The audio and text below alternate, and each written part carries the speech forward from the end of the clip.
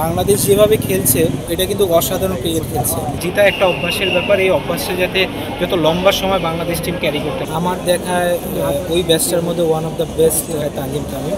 এখনই আপনারা অনেক কিছু চিন্তা করেন না, বাট জিনিসটা হচ্ছে যে এখন যে টিমটা আছে এই টিমটা কিন্তু খুবই ইয়াং। হ্যাঁ, তো অনেক প্লেয়ার আছে যারা অনেক দিন ধরে ক্রিকেট খেলছে, আবার অনেক প্লেয়ার আছে যারা খুবই কম সংখ্যক ইন্টারন্যাশনাল ম্যাচে খেলছে। তো আমার মনে হয় যে এদের উপর বিশ্বাসটা আপনি রাখতে হবে, এদেরকে আপনি লাইমলাইটে আনতে হবে। কারণ দেখেন আমাদের অনেক বড় বড় প্লেয়াররা কিন্তু এখন ইন্টারন্যাশনাল ক্রিকেট থেকে সরে গেছে। তো ওই জায়গাগুলো পূরণ করতে হলে কিন্তু এদের উপর আপনাদের আস্থা রাখতে হবে। তো আমার বিশ্বাস যে এরা এই জিনিসটা পারবে, কারণ অনেক ভালো ভালো প্লেয়ার এখন খেলছে। তো আশা করি যে ওরা যেইভাবে ধারাবাহিকতাভাবে লাস্ট সিরিজ এবং এই প্রথম দুইটা টি-20 জিতেছে, আশা করব যে এটা যাতে কন্টিনিউ থাকে। আর জিতা একটা অভ্যাসের ব্যাপার, এই অভ্যাসটা যাতে যত লম্বা সময় বাংলাদেশ টিম ক্যারি করতে পারে। আমার শেষ প্রশ্ন, আপনি বাংলাদেশের ওপেনিংয়ের যে মারকুটে ব্যাটিং সেটা সূচনা হয়েছিল নিউজিল্যান্ডের বিপক্ষে ফতুলে, আপনার সেই ইনিংসের কথা এখন আমাদের মনে আছে। বাংলাদেশের যে ওপেনার তানজিম তামিম এবং পারভেজ হোসেন ইমন যে অ্যাপ্রোচ নিয়ে ব্যাটিং করে, কতটুকু ইতিবাচক হিসাবে দেখছেন? এটা তো অবশ্যই ইতিবাচক দিক যে আপনার দুইটা ওপেনার দুইটাই খুবই পজিটিভ মাইন্ড এবং ক্লিয়ার মাইন্ডের ক্রিকেট খেলে। তো দেখেন Tanzim Tamim, to be honest, আমি যখন ওর আফটার আন্ডার-19 ওয়ার্ল্ড কাপের পর ওকে যখন আমি ডোমেস্টিক ক্রিকেটে দেখেছি, আমি অনেক জায়গায় বলেছি, অনেক প্লেয়ারের সাথে আমি শেয়ার করেছি যে আমার দেখায় ওই ব্যাচটার মধ্যে one of the best batsman আমার দেখায় তানজিম তামিম। তো আমি এই বিশ্বাসটা তানজিম তামিমের উপর করি এবং সেম ইমনও কিন্তু খুব ধারাবাহিকতা বজায় রাখছে এবং খুব ভালো কন্ট্রিবিউট করছে টিমের জন্য। এবং আপনি যদি দেখেন টি-20তে আমাদের যেরকম পজিটিভ মাইন্ড সেট আপ, যেভাবে বিগ শট খেলার প্রয়োজন সেভাবে কিন্তু দুইটা ব্যাটসম্যানই কিন্তু কনসিস্টেন্ট হচ্ছে।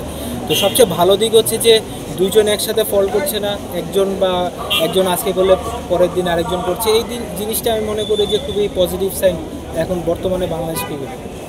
বাংলাদেশ মিরপুরে আসলে জিতলেও সমালোচনা হয়, হারলেও সমালোচনা হয়, বিশেষ করে পিচ কন্ডিশন নিয়ে। এই যে বাংলাদেশ জিতলো পাকিস্তানের বিপক্ষে, এখানে অনেকে মনে করছে বড় ফ্যাক্টর হয়ে কাজ করছে আসলে পিচ। আপনার কাছে কি মনে হয়?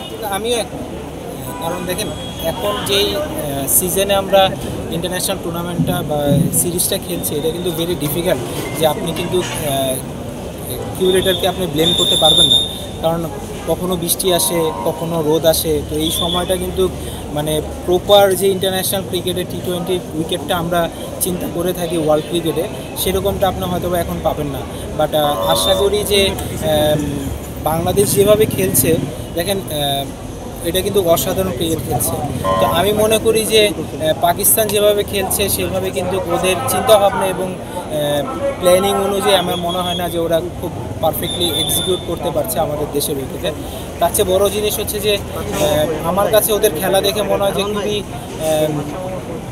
যে আমরা জিতে যাব বা খুব সহজে জিতবো, জিনিসটা এমন আমার কাছে ওদের খেলা ধরন দেখে মনে হচ্ছে। বাট আমি মনে করি যে বাংলাদেশ তিনটা ডিপার্টমেন্টে খুবই বিউটিফুল কন্ট্রিবিউট করেছে প্রত্যেকটা প্লেয়ার।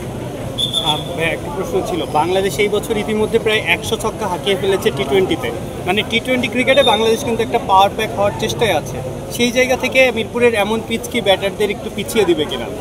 দেখেন মিরপুরে উইকেট এটা আসলে কেউই বলতে পারে না যে কখন কি বিহেভ করবে, হ্যাঁ, টু বি অনেস্ট। বাট তারপরও আমি মনে করি যে এটা খুবই অসাধারণ অ্যাচিভমেন্ট। আপনি যেটা বললেন যে আমরা 100টা প্লাস হয়ে গেছে, যে আমরা 6 মেরেছি, এটা ব্রিলিয়ান্ট অ্যাচিভমেন্ট। বাট যারা এই কন্ট্রিবিউটটা করেছে তাদেরকে আপনি সিরিয়াসলি মানে ধন্যবাদ দেওয়া ছাড়া আর কোনো উপায় নেই। বাট তারপরেও আমি মনে করি যে ওরা অবশ্যই ভালো ক্রিকেট খেলবে সামনে। এবং আপনি যদি দেখেন জাকির খেলাটাকে কিন্তু একদম লাস্ট ওভার পর্যন্ত নিয়ে গেছে, আপনি যদি লাস্ট ইনিংসটা দেখেন, এবং খুবই সেন্সিবল ব্যাটিং করেছে। এবং প্রত্যেকটা এক্সেপ্ট মুস্তাফিজ বাদে বাকি প্রত্যেকটা যারাই ব্যাটসম্যান ছিল সবাইকে ও কিন্তু ট্রাস্ট করেছে এবং সিঙ্গেলটা রোটেট করেছে।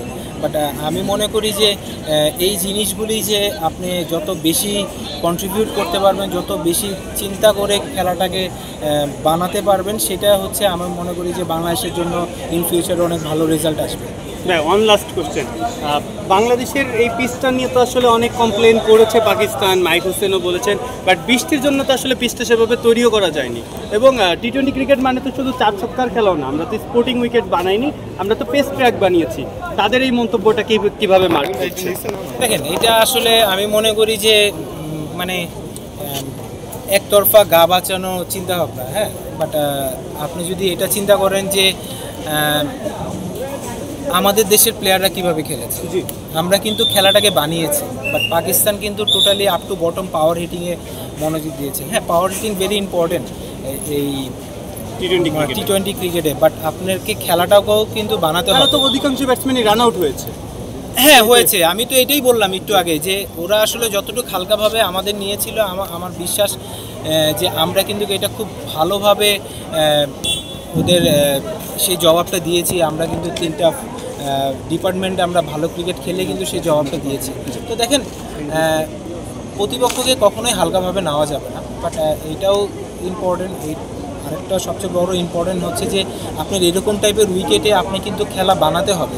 আপনাকে আগে প্রথমেই বুঝতে হবে যে খেলাটা আসলে 180 নাকি 140-এর উইকেট। তো আপনাকে ওইভাবে চিন্তা করে জিনিসটা করাটা অনেক ইম্পর্টেন্ট। থ্যাংক ইউ ভাই, থ্যাংক ইউ।